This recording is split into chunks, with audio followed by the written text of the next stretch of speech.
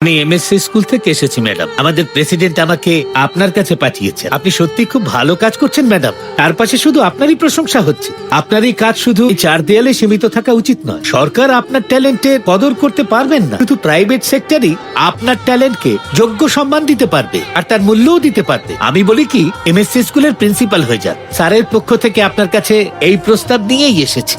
সেই জন্য স্যার আপনাকে এই ফুলটা পাঠিয়েছেন। এটা ছাড়াও আর একটা জিনিস এনেছি, এই যে এটা কি?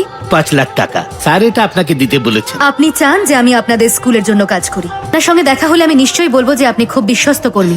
এটা তুলুন আর বেরিয়ে যান। ম্যাডাম, আমাদের স্যার খুব ভালো লোক। আপনার কোনো ডিমান্ড থাকলে বলুন। আপনাকে দেখে তো বুদ্ধিমান মনে হয়। এই চাকরিটা জয়েন করার আগে একটু বুদ্ধি খাটালেই তো পারতেন। বাট বেরোন এখান থেকে, যান এখান থেকে। আজ কি এনেছো আমার জন্য? আজকে আমি কিছুই আনিনি। তাহলে ওই পাড়ায় একটা মেয়েকে দেখতে এসেছিল। আমি জিজ্ঞেস করলাম কেন। ওরা বলল যে বিয়ের আগে সবাইকেই পাকা কথা বলতে হয়।